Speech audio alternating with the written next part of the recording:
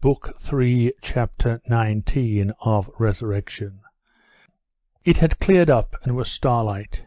Except in a few places the mud was frozen hard when Nekhludoff returned to his inn and knocked at one of its dark windows. The broad-shouldered labourer came barefooted to open the door for him and let him in. Through a door on the right, leading to the back premises, came the loud snoring of the carters who slept there, and the sound of many horses chewing oats came from the yard.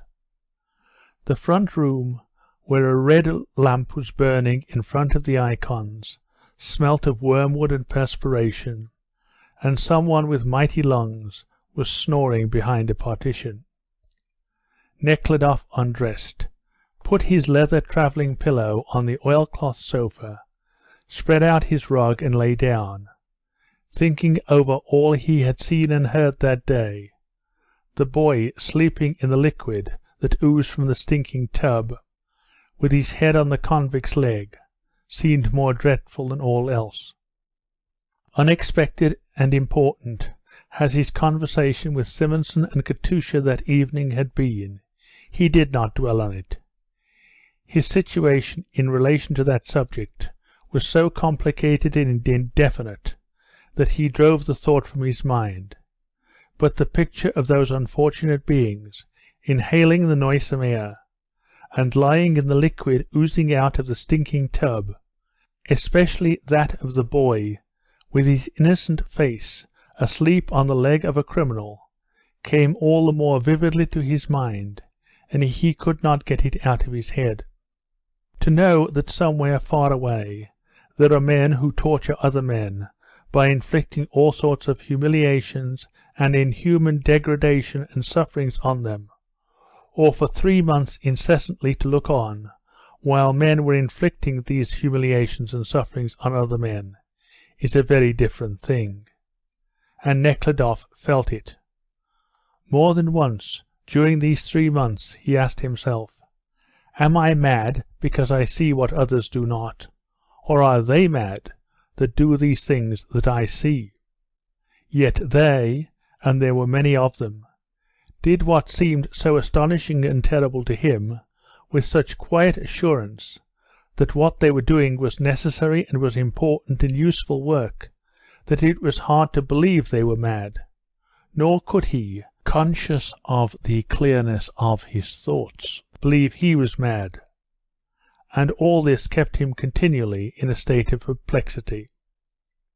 This is how the things he saw during these 3 months impressed Nekhludoff.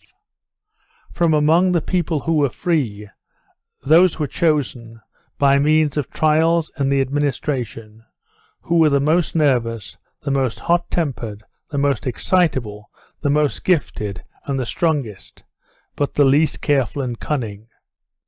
These people, not a whit more dangerous than many of those who remained free, were first locked in prisons, transported to Siberia, where they were provided for and kept months and years in perfect idleness and away from nature, their families, and useful work.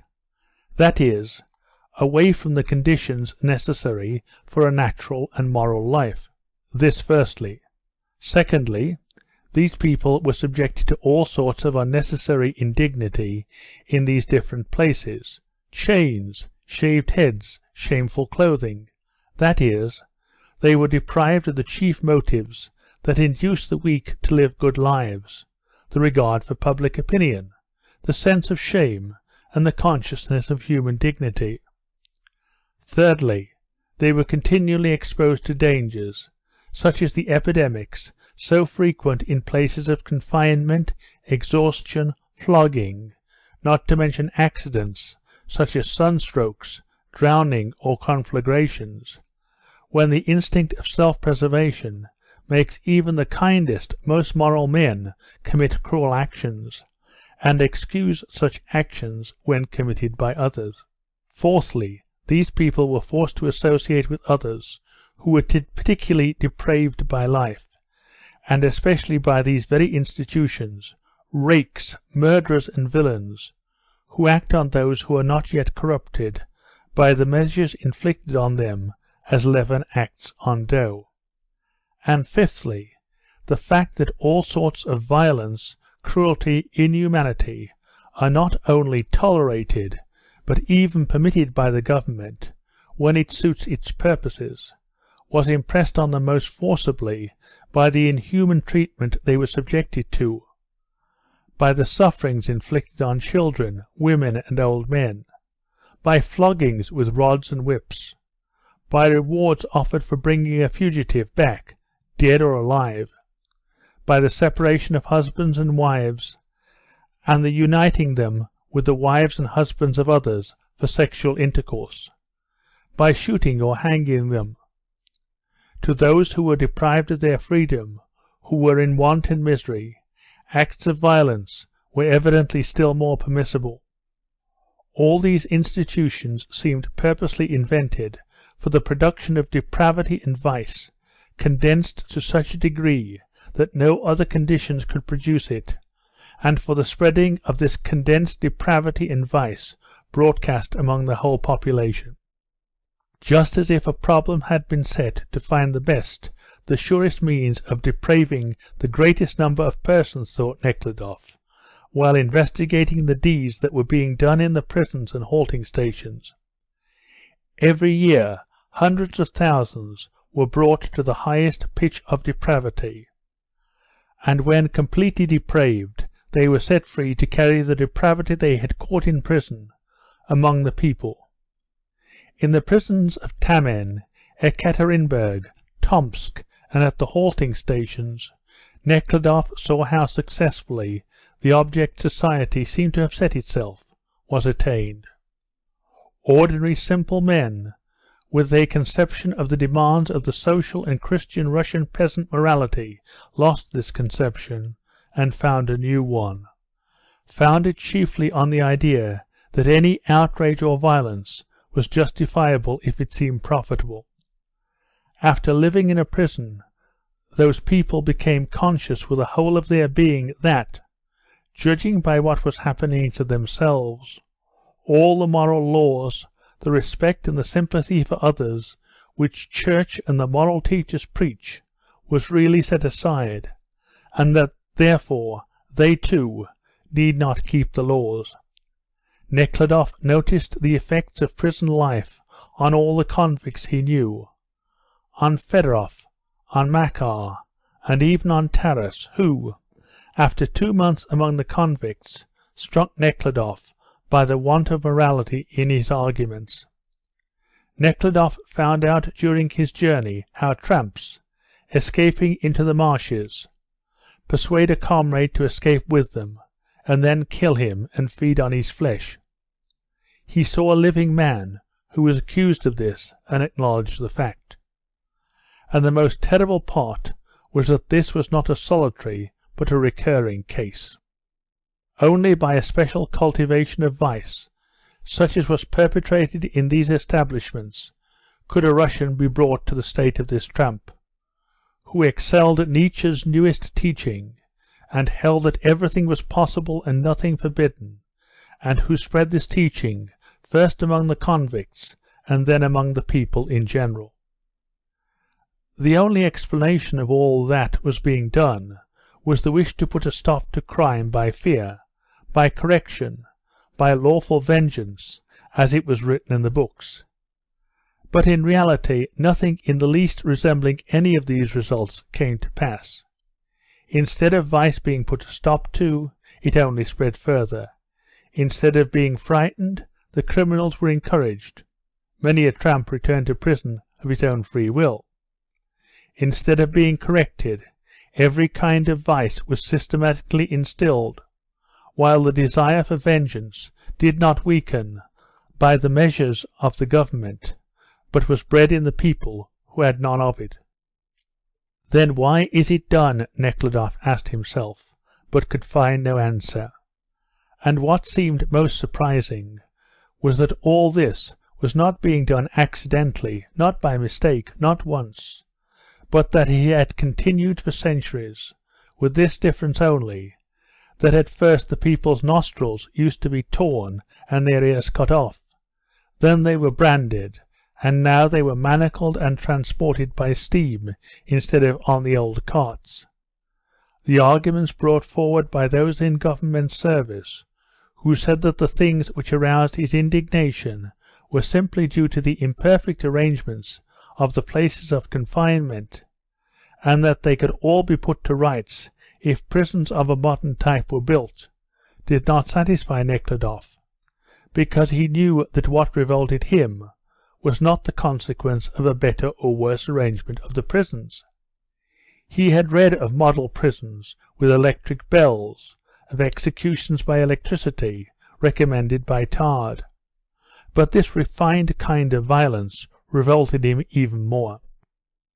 But what revolted Nekhludoff most was that there were men in the law courts and in the ministry who received large salaries, taken from the people, for referring to books written by men like themselves and with like motives, and sorting actions that violated laws made by themselves according to different statutes, and in obedience to these statutes sending those guilty of such actions to places where they were completely at the mercy of cruel, hardened inspectors, jailers, convoy soldiers, where millions of them perished body and soul. Now that he had a closer knowledge of prisons, Nekhludoff found out that all those vices which developed among the prisoners, drunkenness, gambling, cruelty, and all these terrible crimes, even cannibalism, were not casual or due to degeneration or to the existence of monstrosities of the criminal type, as science, going hand in hand with the government, explained it, but an unavoidable consequence of the incomprehensible delusion that men may punish one another. Nekhludoff saw that cannibalism did not commence in the marshes but in the ministry. He saw that his brother-in-law, for example, and, in fact, all the lawyers and officials, from the usher to the minister, did not care in the least for justice or the good of the people about whom they spoke, but only for the roubles they were paid for doing the things that were the source whence all this degradation and suffering flowed. This was quite evident. Can it be, then, that all this is done simply through misapprehension? Could it not be managed that all these officials should have their salaries secured to them, and a premium paid them besides, so that they should leave off doing all that they were doing now, Nekhludoff thought, and, in spite of the fleas that seemed to spring up round him like water from a fountain whenever he moved, he fell fast asleep. End of Book 3, Chapter 19. Book 3, Chapter 20 of Resurrection. The carters had left the inn long before Nekhludoff awoke. The landlady had had her tea, and came in wiping her fat, perspiring neck with her handkerchief, and said that a soldier had brought a note from the halting station. The note was from Mary Pavlovna. She wrote that Kryltsov's attack was more serious than they had imagined. We wished him to be left behind and to remain with him, but this had not been allowed, so that we shall take him on, but we fear the worst. Please arrange so that if he should be left in the next town, one of us might remain with him. If in order to get the permission to stay, I should be obliged to get married to him, I am of course ready to do so. Nekhludoff sent the young labourer to the post station to order horses, and began packing up hurriedly. Before he had drunk his second tumbler of tea, the 3-horsed post-cart drove up to the porch with ringing bells, the wheels rattling on the frozen mud as on stones. Nekhludoff paid the fat-necked landlady, hurried out and got into the cart, and gave orders to the driver to go on as fast as possible, so as to overtake the gang. Just past the gates of the commune pasture ground, they did overtake the carts, loaded with sacks and the sick prisoners, as they rattled over the frozen mud that was just beginning to be rolled smooth by the wheels. The officer was not there. he had gone in advance. The soldiers, who had evidently been drinking, followed by the side of the road chatting merrily. There were a great many carts. In each of the first carts sat 6 invalid criminal convicts, close packed. On each of the last 2 were 3 political prisoners.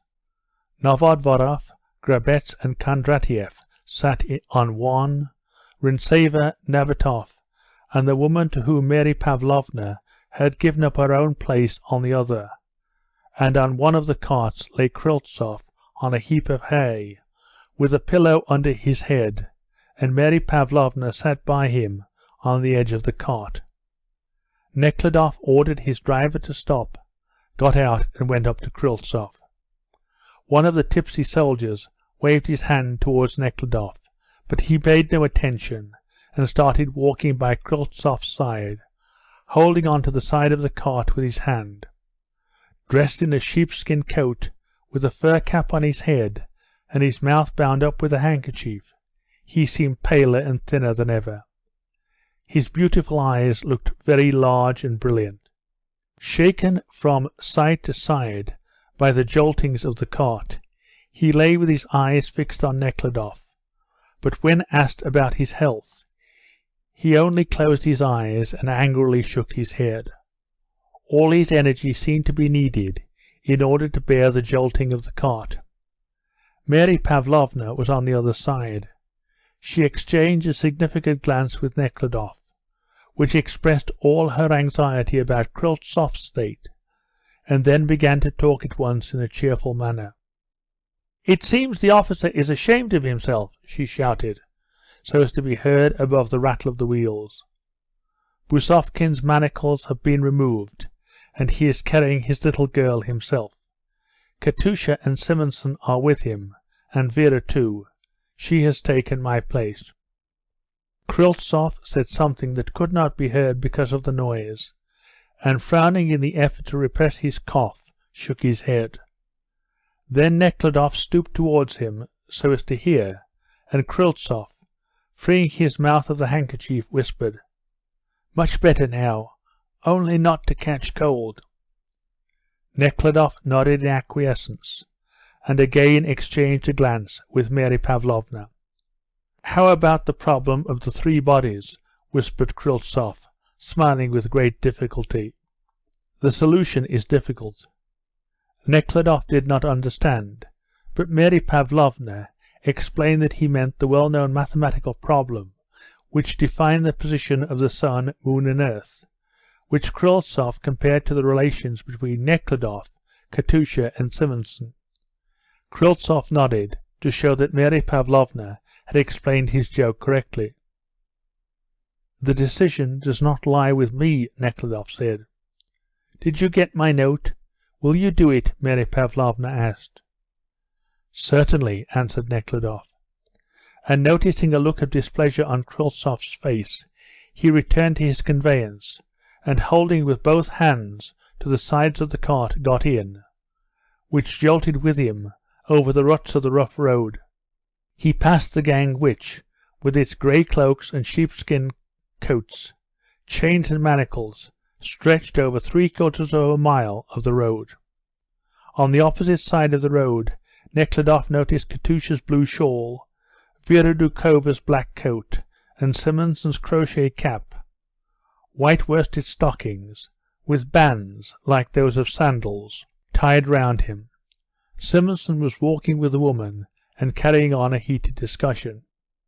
When they saw Nekhludoff they bowed to him, and Simonson raised his hat in a solemn manner. Nekhludoff, having nothing to say, did not stop, and was soon ahead of the carts. Having got again on to a smoother part of the road, they drove still more quickly, but they had continually to turn aside to let pass long rows of carts that were moving along the road in both directions. The road, which was cut up by deep ruts, lay through a thick pine forest, mingled with birch trees and larches, bright with yellow leaves they had not yet shed. By the time Nekhludoff had passed about half the gang, he reached the end of the forest.